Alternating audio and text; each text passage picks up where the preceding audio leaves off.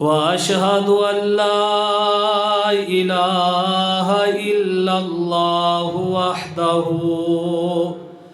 وحده لا شريك له وأشهد أن محمدًا عبده ورسوله.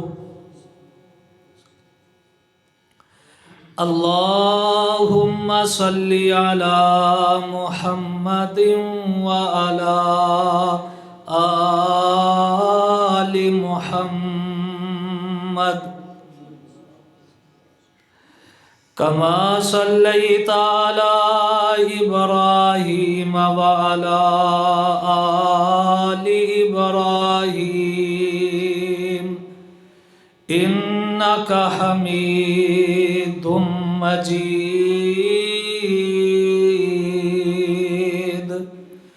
اللهم بارك على محمد وعلى آل محمد كما باركت على إبراهيم وعلى آل إبراهيم إنك حميد مجيد. أما بعد فإن خير الحديث كتاب الله وخير الهدي هدي محمد صلى الله عليه وآله وسلم وشر الأمور محدثاتها وكل محدثة بدعة وكل بدعة ضلالة وكل ضلالة في النار. رب اشرح لي صدري ويسر لي أمري واحلل عقدة من لساني يفقهوا قولي. رب زدني علما رب زدني علما رب زدني فهما. رب أوزعني أن أشكر نعمتك التي أنعمت علي وعلى والدي وأن أعمل صالحا ترضاه وأصلح لي في ذريتي إني تبت إليك وإني من المسلمين. أعوذ بالله من الشيطان الرجيم. بسم الله الرحمن الرحيم. الذين آمنوا وتطمئن قلوبهم بذكر الله.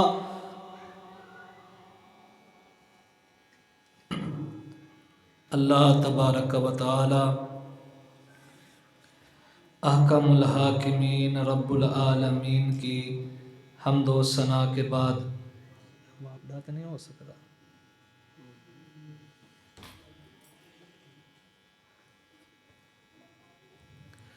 اللہ تبارک و تعالی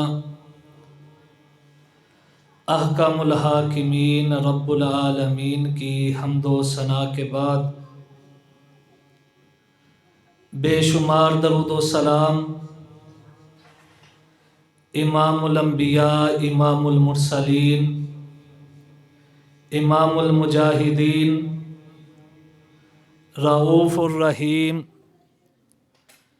رحمت للعالمین خاتم النبیین جناب محمد الرسول اللہ صلی اللہ علیہ وآلہ وسلم کی ذات گرامی پر ہوں.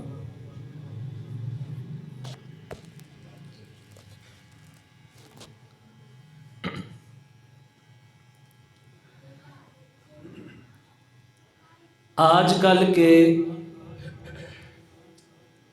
اس پرفتن دور میں آپ کو ہر بندہ پریشان نظر آئے گا۔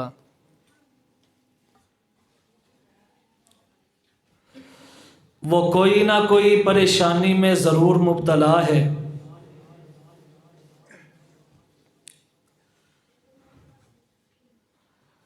اور ٹینشن کا شکار ہے۔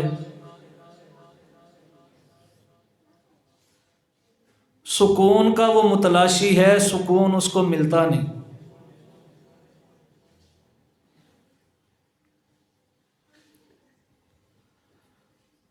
تو حضرات ذی وقار اس کے اسباب ہے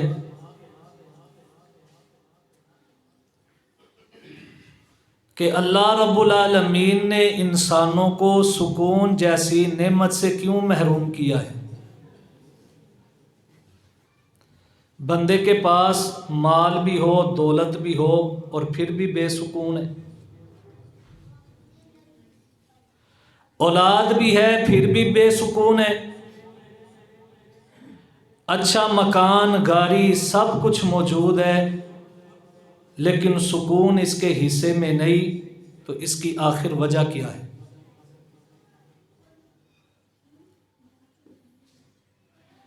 اس کی کئی وجوہات ہیں۔ انشاءاللہ آج کے خطبہ میں کوشش کروں گا کہ ان میں سے کچھ بیان کروں۔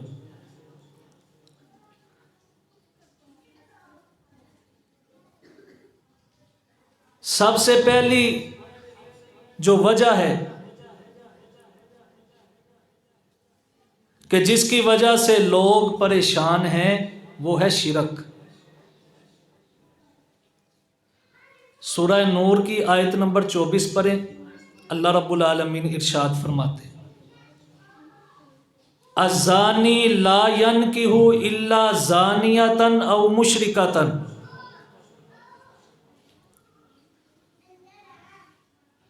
والزانیۃ لا ينکحها الا زان او مشرک وحرم ذلک علی المؤمنین۔ فرمایا زانی جو مرد ہے وہ نکاح زانیہ عورت سے ہی کرتا ہے یا مشرکہ عورت سے کرتا ہے۔ اب اس کے 2-3 معنی ہیں۔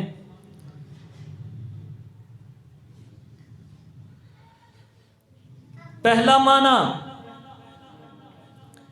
آپ اکثر کہیں گے جناب فلاں بندہ بڑا ہی برا ہے لیکن اس کی عورت بڑی اچھی ہے۔ تو اللہ رب العالمین نے تو کہا ہے کہ بدکار مرد کا بدکار عورت سے نکاح ہوتا ہے، تو پھر یہ کیا معاملہ ہے؟ یاد رکھیں یہ بات، جو زانی مرد ہوتا ہے وہ اپنی ہوس ہاں جی کٹ کر دیں ذرا کٹنے بھی ذرا ختم کرے ہو جائے۔ زانی جو مرد ہوتا ہے وہ اپنی ہوس جائز طریقے سے پوری نہیں کرتا، بلکہ گھر بیوی ہونے کے باوجود بھی وہ دوسرے تعلقات کی طرف بڑھتا ہے، ناجائز تعلقات کی طرف بڑھتا ہے۔ اس کا اکتفا جو ہے حلال رشتے پہ نہیں ہوتا، بلکہ وہ در در پھرتا ہے حرام کے لیے۔ اور حضرات ذی وقار دوسرا معنی ٹھیک ہو گیا، دوسرا معنی یہ ہے کہ جس طرح زانی مرد جو ہے ایک جگہ پہ اکتفا نہیں کر سکتا، ایک جگہ پہ رک نہیں سکتا، اسی طرح جو مشرک بندہ ہے وہ ایک اللہ کے در پہ نہیں جھک سکتا، کبھی اس در پہ جاتا ہے کبھی اس در پہ جاتا ہے۔ ایک در سے مراد پوری نہ ہوئی، دوسرے در پہ چلا گیا، دوسرے در پہ پوری نہ ہوئی، تیسرے در پہ چلا گیا، تیسرے در پہ پوری نہ ہوئی، چوتھے در پہ چلا گیا، چوتھے در پہ پوری نہ ہوئی، پانچویں در پہ چلا گیا۔ در در پھرتا ہے مشرک سکون کے لیے، لیکن اس کو سکون نہیں ملتا۔ سکون اللہ کی توحید میں ہے، ایک در پہ۔ دیکھیں توحید والے کو پریشانی پہنچتی ہے، اللہ کے گھر میں آ جاتا ہے، ہاتھ اٹھا لیتا ہے۔ توحید والے کو دکھ پہنچتا ہے، مسجد میں آ جاتا ہے، اللہ کے سامنے ہاتھ اٹھا لیتا ہے۔ توحید والے کو کسی اچانک مصیبت نے گھیر لیا، وہ در در پہ نہیں جاتا، اس کو پتا ہے میرا تو در ایک ہی ہے، میں نے اللہ کے گھر پہ جانا ہے۔ اور اس کا عقیدہ یہ ہوتا ہے میں اپنا تن تو کٹوا سکتا ہوں، لیکن اللہ کے سامنے اپنا در ہی، اللہ کے سامنے ہی اپنے سر کو جھکاؤں گا، کسی اور کے سامنے اپنے سر کو نہیں جھکاؤں گا۔ مشرک بندے کو سکون نہیں۔ اللہ رب العالمین نے قرآن مجید میں اس کی مثال زانی اور زانیہ عورت کے ساتھ بیان کی ہے۔ جس طرح زانی مرد، بدکار مرد، ایک در پہ اس کو سکون نہیں ہوتا، ایک در مل جائے پھر دوسرے در کی تلاش پہ ہوتا ہے، دوسرا در مل جائے تیسرے در کی تلاش پہ۔ اسی طرح مشرک ایک در پہ آتا ہے، پھر دوسرے در پہ، پھر تیسرے در پہ۔ اللہ کی زمین پہ ایک موحد ہی ایسا بندہ ہے کہ اس کو سکون صرف ایک در پہ ملتا ہے، اور وہ در صرف اللہ رب العالمین کا در ہے۔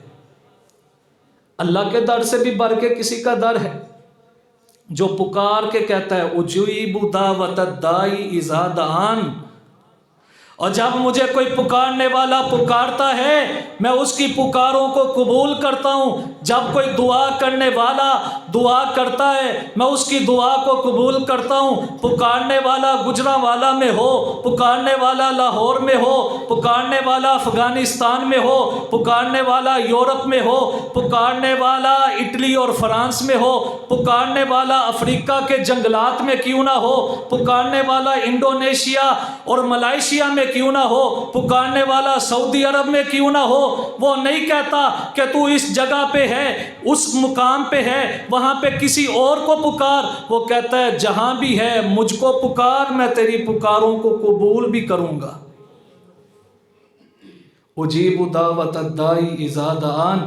حضرت ذی وقار وہ یہ نہیں کہتا کہ تم خشکی میں پکارو گے تو میں تمہاری پکاروں کو قبول کروں گا، سمندروں کے اندر پکارو گے میں تمہاری پکاروں کو قبول نہیں کروں گا۔ وہ الہ ایسا نہیں ہے، وہ داتا ایسا نہیں ہے۔ دیکھیں حضرت یونس علیہ السلام، قرآن کہتا ہے وَظَنُّونَ إِذْ ذَهَبَ مُغَاضِبًا، اپنے رب کی اجازت کے بغیر نکلے، سمندر میں پہنچے، کشتی پہ سوار ہوئے، کشتی ہچکولے کھانا شروع ہو گئی۔ حضرت وقار ملاح کہتا ہے آج لگتا ہے کوئی غلام اپنے مالک کی اجازت کے بغیر میری کشتی میں سوار ہوا ہے، مجھے اتنا عرصہ ہو گیا ہے کشتی نے کبھی اس طرح ہچکولے نہیں کھائے۔ کوڑا ڈالا گیا، نبی یونس کا نام نکلا، پھر کوڑا ڈالا گیا، نبی یونس کا نام نکلا، پھر کوڑا ڈالا گیا، نبی یونس کا نام نکلا۔ حضرت ذی وقار نبی یونس کو دریا کے اندر چھلانگ لگوانا پڑی، اور حضرت یونس علیہ السلام پانی میں چلے گئے۔ جب پانی میں چلے گئے اللہ نے مچھلی کو حکم دیا اے مچھلی میرا نبی آ رہا ہے، اس کو تو نے خوراک نہیں بنانا بلکہ اس کو پناہ دینی ہے۔ اور ظلمات کے اندر قرآن کہتا ہے فنادا فی الظلمات اللہ الہ الا انت سبحانک انی کنت من الظالمین۔ ظلمات کے اندر، اندھیروں کے اندر حضرت یونس علیہ السلام نے اللہ کو پکارا۔ کون کون سے اندھیرے؟ مچھلی کے پیٹ کا اندھیرا، رات کی تاریکی کا اندھیرا، اور حضرت ذی وقار سمندر کے پانی کا اندھیرا حضرت یونس علیہ السلام نے اللہ رب العالمین کو پکارا، اللہ نے پکار کو قبول کیا، فاستجبنا لہ۔ دیکھے سمندر کی گہرائی کے اندر، پانی کی گہرائی کے اندر، رات کی تاریکی کے اندر، مچھلی کے پیٹ کے اندر پکار کس نے سنی؟ فاستجبنا لہ، ہم نے اس کی پکار کو سنا، ونجیناہ من الغم، ہم نے اس کو مشکل سے نجات عطا کر دی۔ مشرک بندہ سکون نہیں حاصل کر سکتا، مشرک بندے کو سکون نہیں ہوتا، وہ در در پہ پھرتا ہے۔ موحد بندہ سکون میں ہوتا ہے، کیونکہ اس کو پتہ ہے مجھے سکون ملے گا تو صرف اللہ کی ذات سے ملے گا۔ دوسرا، آپ کو بدعات کرنے والے سکون میں نظر نہیں آئیں گے۔ اللہ نے آپ کو توفیق دی، آپ نے جمعے والے دن سورہ کہف کی تلاوت کی، آپ سارا دن اپنی دل کے اندر اس کی روحانیت کو محسوس کریں گے کہ آج میں نے سورہ کہف کی تلاوت کی ہے، نبی پاک کے فرمان پہ عمل کیا ہے، نبی پاک کی سنت پہ عمل کیا ہے۔ آپ سارا دن سکون میں رہیں گے، سارا دن روحانیت میں رہیں گے، یہ ہے سنت کا فائدہ۔ بدعت پہ آپ لاکھ بھی خرچ کر لیں گے، آپ کو سکون نہیں ملے گا۔ آپ خطبہ جمعہ پڑھنے کے لیے آئے، اذان سے پہلے مسجد میں آئے، آپ کے دل میں سکون ہوگا، آپ کے دل میں چین ہوگا کہ میں نے آج خطبہ جمعہ شروع ہونے سے پہلے مسجد میں آیا ہوں۔ حضرات ذی وقار، یہ ہے سنت کا فائدہ۔ حضرات ذی وقار، آپ نے نماز پڑھی ہے، سنت طریقے کے ساتھ نماز پڑھی ہے، آپ کو سکون ملے گا، چین ملے گا، قرار ملے گا۔ جو سنت کے بغیر نماز پڑھی جائے، سنت کے مخالف نماز پڑھی جائے، اس میں سکون نہیں ہے، سکون سنت کے اندر ہے۔ کیسے ہو سکتا ہے کہ بندہ اس طرح نماز پڑھے جس طرح اللہ کے نبی نے نماز پڑھی ہے تو اس میں سکون نہ ہو؟ غلطی تو ہماری ہے، کوتاہی تو ہماری ہے، ہم نے ہر چیز کے لیے ٹائم نکال لیا، کاروبار کو سیکھنے کے لیے ٹائم نکال لیا، دنیا کے معاملات کو آگے بڑھانے کے لیے ٹائم نکال لیا، ہم نے ٹائم نہیں نکالا تو سنت کے ساتھ نماز سیکھنے کا نہیں نکالا۔ اور آج کل کے دور میں کون سی مشکل بات ہے؟ کسی مکتبے میں بندہ چلا جائے، بخاری لے لے، مسلم لے لے، اللہ کی قسم ہے یہ 2 کتابیں پڑھ لے، صرف بخاری ہی اگر پڑھ لے تو وہ سنت کے مطابق نماز پڑھنا شروع ہو جائے۔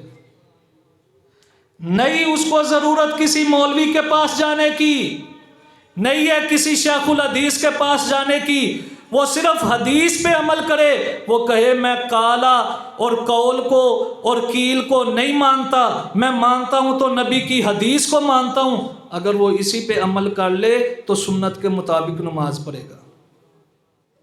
ہم نہیں دعوت دیتے کہ آپ نے سنت کے مطابق نماز پڑھنی ہے تو جامعہ محمدیہ چلے جائیں، ہم نہیں دعوت دیتے کہ جس نے سنت کے مطابق نماز پڑھنی ہے وہ ہمارے پاس مسجد میں آئے، ہم نہیں کہتے کہ جس نے سنت کے مطابق نماز پڑھنی ہے فلاں جگہ چلا جائے وہاں سے سیکھ کے آئے، ہم کہتے ہیں صحیح بخاری لے آؤ، نبی پاک کے فرامین کو پڑھ لو، خود بخود ہی تم سنت کے مطابق نماز پڑھنا شروع ہو جاؤ گے۔ اور دیکھیں ایک مومن بندہ کھڑا ہوتا ہے، نبی پاک کی سنت کو ماننے والا، وہ نماز کہاں سے شروع کرتا ہے؟ اللہ اکبر، اللہ اکبر سے۔ اور ایک بندے کو سنت کا پتہ نہیں، وہ نماز شروع کر رہا ہے، وہ نماز یہاں سے شروع کر رہا ہے، پہلے وہ الفاظ کہے گا قبلہ رخ کھڑا ہو کے، 4 رکعت نماز عصر فرض اللہ واسطے، پیچھے اس امام کے، ساری نماز جو ہے وہ عربی کے اندر یہ کہاں سے کلمات لے لیے؟ دین تو اتباع کا نام ہے، نبی پاک کی زندگی، نبی پاک نے زندگی میں نمازیں پڑھی ہیں کہ نہیں پڑھی؟ ایک نماز بھی نہیں چھوڑی، زندگی کی آخری نماز ہے وہ بھی نہیں چھوڑی، بلکہ جاتے وقت کیا الفاظ تھے؟ لوگوں اپنے غلاموں کا خیال رکھنا اور اپنی نمازوں کا خیال کرنا، آخری الفاظ رحمت کائنات کے۔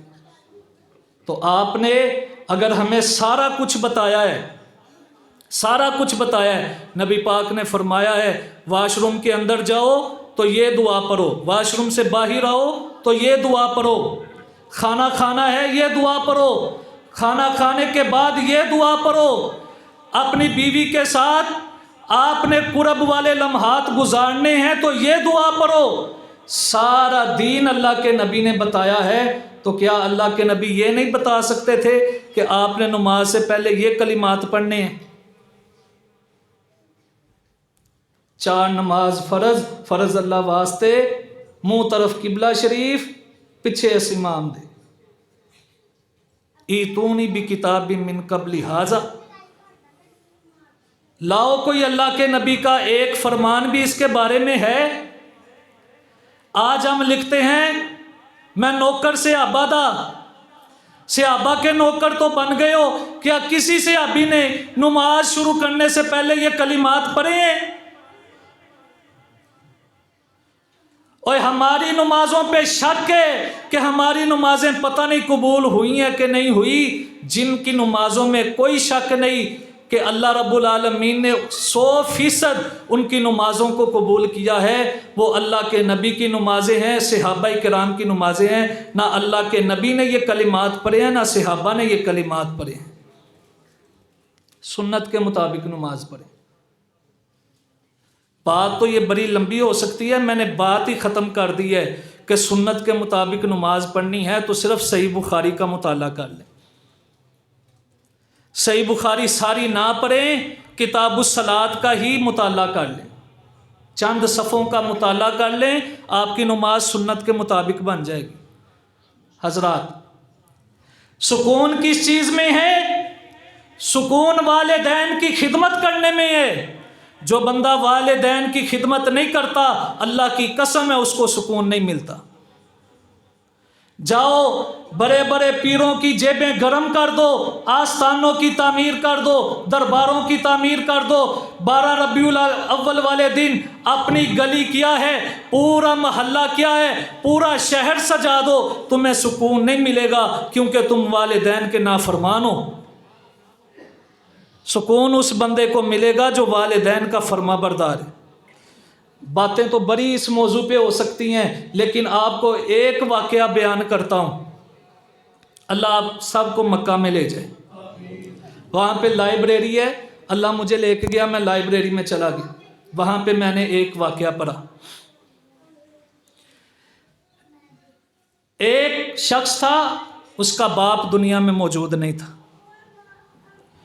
اس کی اکیلی ماں تھی، ماں نے اس کی پرورش کی، ماں نے اس کو پڑھایا، ماں نے اس کو لکھایا۔ ایک وقت ایسا آیا، اس نے اپنے بیٹے کی شادی کر دی، اب گھر میں بہو بھی موجود ہے، لیکن جو بہو ہے وہ اپنی ساس کے ساتھ حسن سلوک سے پیش نہیں آتی۔ بیٹا تو تھوڑی بہت خدمت کر لیتا تھا، لیکن جو بہو ہے وہ تو اپنی ساس کو گالیاں تک نکالتی تھی۔ حضرات، ایک دن ایسا آیا، اس نے شکایت لگائی اپنے خامند کو کہ آپ کی ماں میرے ساتھ ایسے کرتی ہے۔ خامند نے بھی اپنی ماں کو جھڑکنا شروع کر دیا۔ حضرات، وقت گزرتا گیا، ایک وقت ایسا آیا، ماں مرگی کی بیماری میں مبتلا ہو گئی، مرگی کی بیماری میں مبتلا۔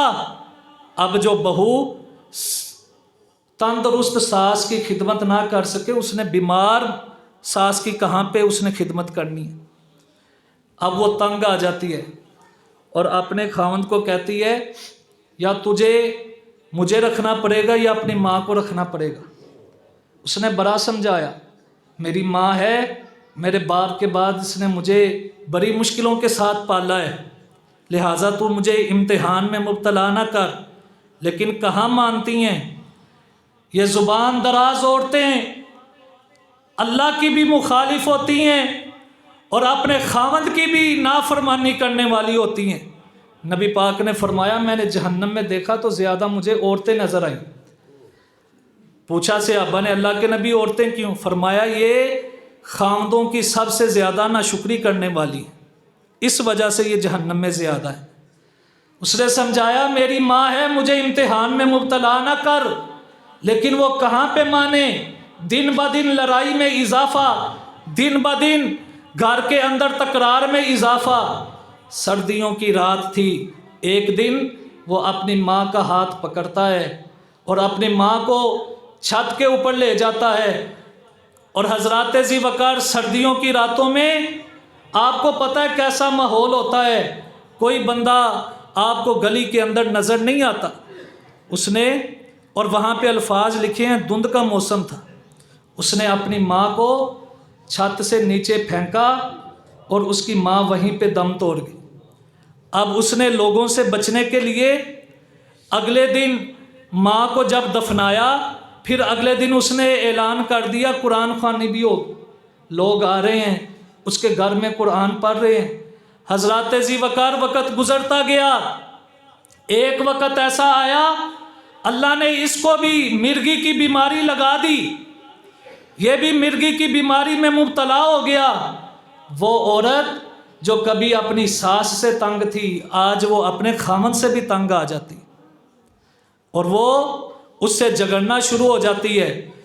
اور پھر حالت یہاں تک پہنچی کہ اس کو کھانا بھی نہیں دیتی تھی، وہ کھانا بھی رو رو کے مانگتا، وہ کہتی باہر سے منگوا لو، لیکن کام تو بند ہو گیا تھا، بیماری کی وجہ سے کام تو وہ کر نہیں سکتا تھا، کیسے وہ باہر سے منگواتا؟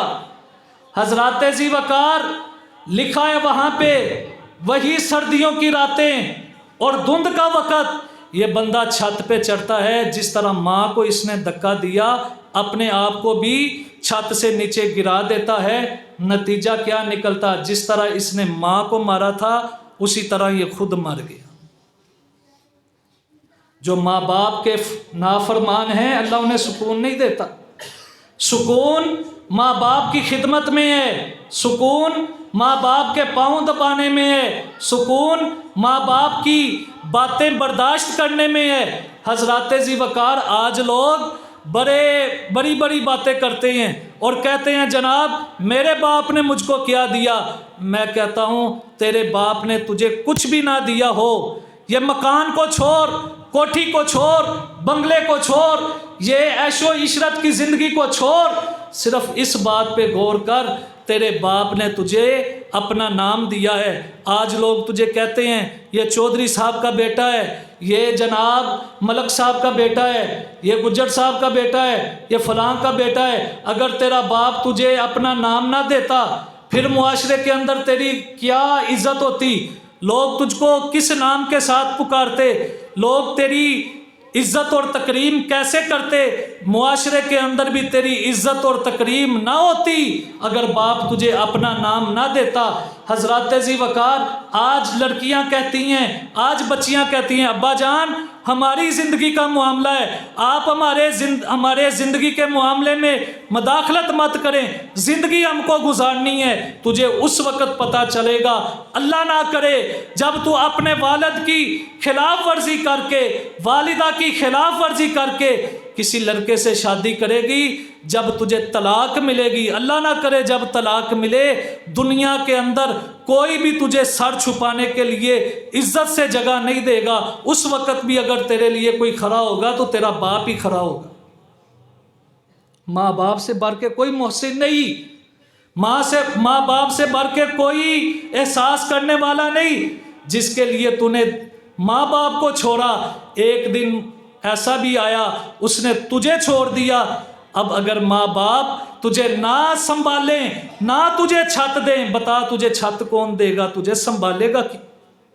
ماں باپ پہلے تجھے پالتے تھے، اب تیرے 2 بچوں کو بھی پالتے ہیں، اور پھر معاشرے کو یہ بات سمجھ نہیں آتی، یہ بڑے بڑے بلند و بالا دعوے، یہ محبت کی یقین دہانیاں، اور یہ جناب پیار اور محبت کے بڑے بڑے اچھے بول، ایک وقت آتا ہے ماں باپ کے نافرمان کے لیے یہ زہر قاتل بن جاتے ہیں۔ حضرات ذی وقار کبھی بھی اس بندے نے سکھ نہیں پایا کبھی بھی اس عورت نے سکھ نہیں پایا جس نے والدین کی خلاف ورزی کی ہو، جس نے باپ کو دکھایا اس نے کبھی بھی سکھ نہیں پایا۔ اور حضرات ذی وقار جس نے باپ کی تکریم کی اس نے پورے معاشرے کے اندر اپنا مقام بھی بنایا۔ جس نے باپ کو راضی کیا اس نے ساتوں آسمانوں کے اوپر بیٹھے ہوئے اپنے رب کو راضی کیا۔ کائنات کے امام نے فرمایا رضا الوالدی پھر رضا الرب، اگر رب کو راضی کرو گے بدلے میں اللہ تم سے راضی ہو جائے گا، اور اگر رب کو ناراض کرو گے رب ناراض تب ہوگا جب تمہارے والدین تم پہ ناراض ہیں۔ رب کو راضی کرنا چاہتے ہو اپنے باپ کو راضی کر لو، اگر باپ ناراض ہو گیا تو پھر رب بھی ناراض ہو جائے گا۔ حضرات ذی وقار سکون والدین کی خدمت میں ہے۔ کبھی ماں باپ برے ہوں تو ان کو بازار میں لے کے جایا کرو، رب ارحمہما کما ربیانی صغیرا۔ اس آیت کے تحت اللہ سے ہم دعا کرتے ہیں اللہ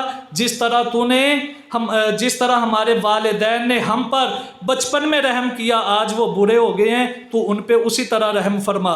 کبھی اپنے والدین برے ہو جائیں انہیں دکان پہ لے جانا، کپڑے والی دکان پہ، اور ان کے پاس کپڑے رکھنا، 5 رکھنا، 6 رکھنا سوٹ۔ ابو جان امی جان آپ کو جون سا سوٹ پسند ہے آپ لے لیں، آپ کو کھانوں کے اندر کوئی اچھا سوٹ پسند ہے تو آپ وہ لے لیں۔ ماں کو راضی کر، باپ کو راضی کر، باپ تجھ پہ راضی ہو جائے گا۔ بچپن میں ماں باپ نے ایسے ہی کیا ہے نا، ہمیں دکان پہ لے جاتے تھے، جو ہماری مرضی کا جو ہماری پسند کا سوٹ ہے وہ ہمیں لے کے دیتے۔ آج وہ بڑھاپے میں ہیں، آج ویسا ہی عمل کر جیسا چھوٹے ہوتے وہ تجھ پہ کرتے تھے، ویسے ہی نیکی کر جیسے وہ چھوٹے ہوتے ہوئے تجھ پہ کریں گے۔ وہ جب سوٹ لے گی، جب باپ سوٹ لے گا اپنی مرضی کا، حضرات ذی وقار زمین پہ ماں باپ راضی ہو جائیں گے، عرش بری پہ رب راضی ہو جائے گا۔ کبھی لے جا دکان میں، جوتے والی دکان پہ، امی جی میں نے جوتا آپ کی مرضی کا آپ کو لے کے دینا ہے۔ حضرات ذی وقار ماں تیرے جوتوں کی بکی نہیں، تیرے کپڑوں کی بکی نہیں، وہ تیرے ساتھ حسن سلوک دیکھے گی، زمین پہ وہ راضی ہو جائے گی، عرش پہ رب کریم راضی ہو جائے گا۔ ایسا معاملہ کر کے تو دیکھو۔ سکون ماں باپ کے قدم دبانے میں ہے، سکون ماں باپ کے جوتے سیدھا کرنے میں ہے، سکون والدین کی خدمت کرنے میں ہے۔ اور سن لو قرآن مجید میں اللہ رب العالمین نے توحید کے بعد سب سے اہم جس معاملے کا ذکر کیا ہے وہ والدین کے ساتھ اچھے سلوک کا ہے۔ قرآن سنیں، وَقَضَىٰ رَبُّكَ أَلَّا تَعْبُدُوا إِلَّا إِيَّاهُ وَبِالْوَالِدَيْنِ إِحْسَانًا إِمَّا يَبْلُغَنَّ عِندَكَ الْكِبَرَ أَحَدُهُمَا أَوْ كِلَاهُمَا فَلَا تَقُل لَّهُمَا أُفٍّ وَلَا تَنْهَرْهُمَا وَقُل لَّهُمَا قَوْلًا كَرِيمًا وَاخْفِضْ لَهُمَا جَنَاحَ الذُّلِّ مِنَ الرَّحْمَةِ وَقُل رَّبِّ ارْحَمْهُمَا كَمَا رَبَّيَانِي صَغِيرًا۔ اللہ فرماتے ہیں عبادت ایک اللہ کی کرنی ہے اور حسن سلوک والدین کے ساتھ کرنا ہے۔ حسن سلوک کس کے ساتھ کرنا ہے؟ والدین کے ساتھ۔ فرمایا اگر بڑھاپے میں وہ دونوں پہنچ جائیں یا دونوں میں سے ایک پہنچ جائے، بات نہ ماننا تو دور کی بات ہے، اف بھی نہیں کہنا، ماتھے کی پریشانی کے ساتھ اشارہ بھی نہیں کرنا، ماتھے پہ بل بھی نہیں آنی چاہیے، اور ان کے لیے نرمی والی بات کہنی ہے، اور ان کے لیے نرمی والے پہلو کو جھکانا ہے اور کہنا ہے اللہ جس طرح انہوں نے بچپن پہ میرے پہ رحم کیا ہے، آج بڑھاپے میں ہے تو ان پہ رحم فرما۔ اور سن لو اللہ رب العالمین کئی گناہوں پہ پردہ ڈالیں گے، کئی گناہوں کی سزا اللہ قیامت تک مؤخر کر دیں گے۔ والدین کا نافرمان ایسا بدبخت ہے کہ اللہ رب العالمین دنیا کے اندر ہی اس کو سزا دیں گے۔ والدین کے نافرمان کو دنیا کے اندر ہی سزا ملے گی۔ حضرات سکون کس کے اندر ہے؟ ماں باپ کی خدمت کے، ماں باپ کی خدمت کے۔ बाप मुशरिक क्यों ना हो, याद रख लो एक मेरी बात। आज कहते हो ना जनाब मेरा अब्बा नमाज नहीं पढ़ता, ऐसे नहीं करता, ऐसे नहीं करता, बाप मुशरिक क्यों ना हो, बाप ज़माने का फराडिया इंसान क्यों ना हो, अल्लाह की कसम है कायनात के इमाम ने इरशाद फरमाया, बाप जब अपने बेटे के लिए बेटी के लिए हाथ उठाता है अल्लाह उस दुआ को ज़रूर कबूल करता है। बाप की दुआ औलाद के हक में अल्लाह कभी रद्द करता ही नहीं। मेरे पास आते हैं मेरे लिए दुआ करें, मैं दुआ करूं शायद रद्द हो जाए, कोई बुजुर्ग दुआ करे शायद रद्द हो जाए, कोई शेखुल हदीस दुआ करे शायद रद्द हो जाए। आसमान से आवाज आती है घर के अंदर जो तेरा बुरा बाप बैठा है उससे दुआ करवा, उसकी दुआ मैं कभी रद्द करता ही नहीं। माँ बाप आज तुझे बोझ लगते हैं ना, आज वो खांसी करें तो तुझे तकलीफ महसूस होती है, उनके मरने के बाद ये मकान जो है, ये आलीशान जो कोठी है, तुझे खाने को आएगी कि मेरा बाप यहाँ पे फिरता था और खांसता था, फिर तुझे खांसी भी याद आई, और फिर तुझे वो खाली चारपाई याद आएगी जिस पे माँ बैठी होती थी और अपने बेटे के लिए, अपनी बेटी के लिए रात तक रही होती थी। सुकून किसके अंदर है? वालिदैन की खिदमत। और हजरत ज़ी वक़ार सुकून किसके अंदर है? सुकून गुनाहों से बचने के अंदर है। हजरत ज़ी वक़ार आपको ऐसा सुकून मिलेगा, ऐसा सुकून मिलेगा कि आप कहेंगे कि ऐसा सुकून तो मैंने कभी हासिल ही नहीं किया जो सुकून आपको गुनाहों से बच के मिलेगा। कभी आपको गुनाह का मौका मिले, कोई ना देख रहा हो, दुनिया की कोई आंख ना देख रही हो, कैमरे की आंख ना देख रही हो, आप गुनाह से सिर्फ इसलिए बच जाते हैं मेरा अल्लाह मुझे देख रहा है। अल्लाह की कसम है इस गुनाह से बचने की लज्जत कई सालों तक आप महसूस करेंगे। गुनाहों से बचने में सुकून है। कभी जब रात को मौका मिले, आपके सामने मोबाइल है, मोबाइल के अंदर आप फिल्म देख सकते हैं, आप गंद देख सकते हैं, गुनाह वाले काम कर सकते हैं। जिस दिन अल्लाह से डर के आपने वो गुनाह ना किया, जिस दिन अल्लाह से डर के फिल्म ना देखी, अल्लाह की कसम है सुबह फजर के टाइम ही आपको उस सुकून का पता चल जाएगा, उस चैन का पता चल जाएगा कि गुनाह छोड़ने के अंदर सुकून कितना है, गुनाह छोड़ने के अंदर करार कितना है। अल्लाह की कसम है आप कहना मैंने दिन में लाख कमा लिया है, 1 लाख कमा कर भी आपको वो सुकून नहीं मिलेगा जो सुकून आपको एक गुनाह छोड़ने की वजह से मिलेगा। दुआ करे अल्लाह हमारी तन्हाइयाँ पाक कर दे। जब कोई नहीं देख रहा तब अल्लाह तो देख रहा है ना।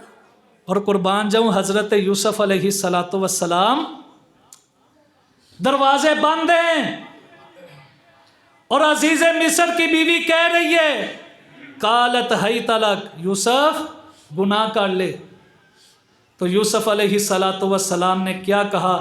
काला माअज़ल्लाह, मैं अल्लाह की पनाह में आता हूँ। और हजरत ज़ी वक़ार कमरे बंद हैं, ताले लगे हुए हैं। जब बंदे की नीयत हो गुनाह से बचने की, फिर अल्लाह असबाब बना देता है। नीयत तो अपनी ठीक करके देखो मैंने गुनाह से बचना है। हजरत ज़ी वक़ार दरवाजे बंद हैं, अल्लाह दरवाजे भी बंद हैं, ताले लगे हुए हैं। आसमान से आवाज़ आती है मेरे प्यारे यूसुफ दरवाज़ों की तरफ भागना तेरा काम है, तालों को तोड़ के दरवाज़ों को खोल देना अर्श वाले खुदा का काम है। यूसुफ अलैहिस्सलातु वस्सलाम दौड़े, वस्ताबकल बाब, दरवाजे खुलते गए।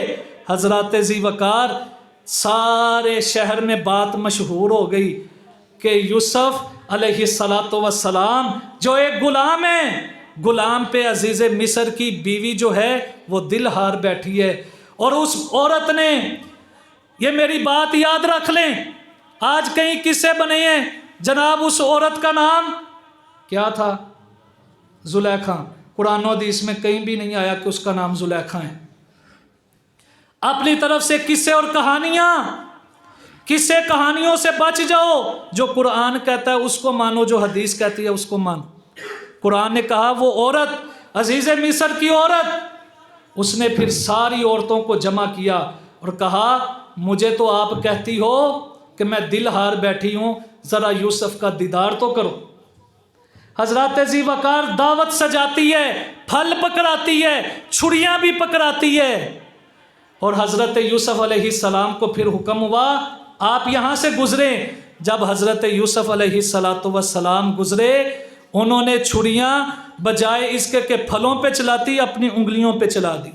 इतने हुसैन अल्लाह के नबी और रहमत कायनात ने इरशाद फरमाया, जब मैं मेराज पे गया, मैंने हज़रत यूसुफ अलैहिस्सलाम से मुलाकात की, इतना अल्लाह का हुसैन पैगंबर, मैंने जहन में ख्याल लाया कि अल्लाह ने जैसे कायनात का हुस्न दो हिस्सों में तकसीम कर दिया है, आधा हुस्न सारी कायनात को दे दिया है और आधा हुस्न अकेले यूसुफ को दे दिया है।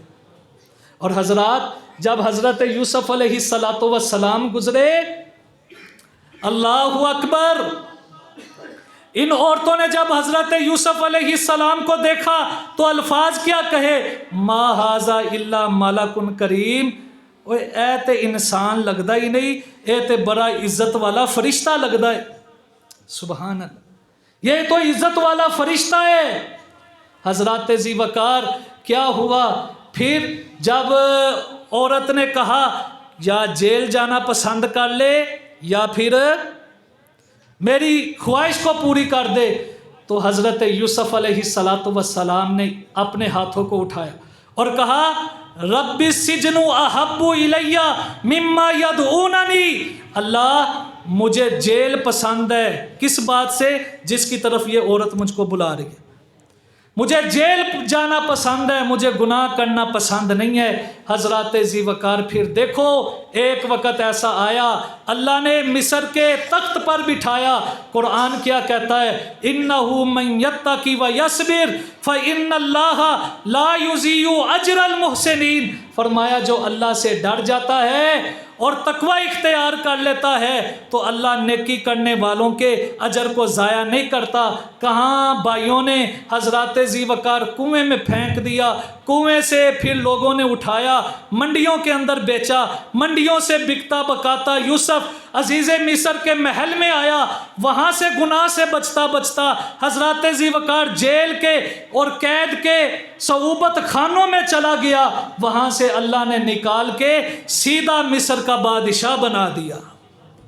इन्नहु मन यत्तकी व यस्बिर, जो बंदा अल्लाह से डर जाता है और सब्र इख्तियार कर लेता है तो अल्लाह रब्बुल आलमीन ऐसों का अजर ज़ाया नहीं करते। और कुर्बान जाऊं, ये तो आपने हज़रत यूसुफ अलैहिस्सलाम का किस्सा सुना है। आपको प्यारे नबी जनाब मुहम्मदुर रसूलुल्लाह सल्लल्लाहु अलैहि वसल्लम का फरमान भी सुनाऊं। आप सल्लल्लाहु अलैहि वसल्लम ने इरशाद फरमाया, जिस बंदे को कोई हसीनो जमील औरत और ऊंचे मुकाम वाली औरत गुनाह की दावत देती है, वो उसके पास मौजूद होता है तो कहता है बीबी मैं अल्लाह से डरता हूँ। फरमाया जब ये कलिमात कह के वो गुनाह से बच जाता है, कल क़यामत का दिन होगा, मालिक उसकी कदरदानी क्या करेगा, जब ना किसी दरख्त का साया, ना साहिबान का साया, ना हज़रत ज़ी वक़ार किसी मकान का साया, ना किसी और चीज़ का साया, सूरज अपनी पूरी आबो ताब पे होगा। फरमाया तब अल्लाह ऐसे खुश नसीब को अपने अर्श का साया नसीब फरमा देंगे। सुकून किसके अंदर है? गुनाहों से बचने में। सुकून किस में है? वालिदैन की खिदमत करने में। सुकून किस में है? बिदत से बचने में, सुन्नत पे अमल करने में। और सुकून किस में है? शिरक को छोड़ने में। जो बंदा मुशरिक है उसको सुकून नहीं आता, जो बंदा बिदती है उसको सुकून नहीं आता, जो बंदा हज़रत ज़ी वक़ार वालिदैन का नाफरमान है उसको सुकून नहीं आता, जो बंदा गुनाहों से नहीं बचता उसको सुकून नहीं आता। और सुकून किसके अंदर है? मक्का मदीना में जाने में। सुकून किसके अंदर है? मक्का बंदे बड़ा कहते हैं किस्मत किस्मत की बात है ना। बंदे कहते हैं मैंने मरी फिरा है, मैंने नारान का गान फिरा है, मैंने वो फिरा है, मैंने वो फिरा है। میں نے کہا تو نے کچھ بھی نہیں پھرا، جب تم مکہ جائے گا پہلی نظر تیری خانہ کعبہ پہ پڑے گی، ساری دنیا ہی بھول جائے گا، ساری دنیا ہی بھول جائے گا۔ جو سکون تجھے اللہ کی قسم ہے غلاف کعبہ کو دیکھ کے، خانہ کعبہ کو دیکھ کے ملے گا، لندن اور یورپ دیکھنے میں بھی وہ تو سکون حاصل نہیں کر سکتا جب تو اللہ کا گھر سامنے دیکھے گا اپنی گناہ گار آنکھوں سے۔ جب زمزم پیے گا سکون ملے گا، جب تو مقام ابراہیم دیکھے گا تجھے سکون ملے گا، اور جب تو سرکار کا گھر دیکھے گا تجھے سکون ملے گا۔ اور مدینے میں پہنچے گا، مدینے میں پہنچے گا تو تجھے سکون ملے گا، اور ذہن میں تیرے خیال آئے گا اللہ کتھے تیرا سونا نبی تے کتھے میں گناہ گار، اے تیرا ہی کرم ہے کہ تو مینوں اپنے نبی دے شہر بلا لے۔ جب مسجد نبوی کے مینار نظر آتے ہیں دور سے گاڑی کے اندر بیٹھ کے، جب مسجد نبوی کے مینار نظر آئیں، اللہ کی رحمت کے آثار نظر آئیں۔ اور حضرات ذی وقار کسی نے کہا ہے کہ دساں مدینے دا کی سونا، کر کر سونا جی جی سونا، دل کھچدا وانگ مشوکاں دے، پیڈاں بکریاں گاواں مدینے دیاں۔ مدینے کی ہر چیز ہی پیاری ہے، مدینے کا ہر انسان ہی پیارا ہے۔ حضرات ذی وقار ہم یہ کہتے ہیں لوگوں سکون حاصل کرنا ہے کہیں نہ جاؤ، جاؤ مکے کے اندر، جاؤ مدینے کے اندر، اللہ تمہیں جسمانی سکون بھی عطا کرے گا، اللہ تجھے روحانی سکون بھی عطا کرے گا۔ اللہ سے دعا کیجئے جو کچھ بیان کیا اللہ عمل کی توفیق عطا فرمائے۔ آخر دعوانا ان الحمدللہ۔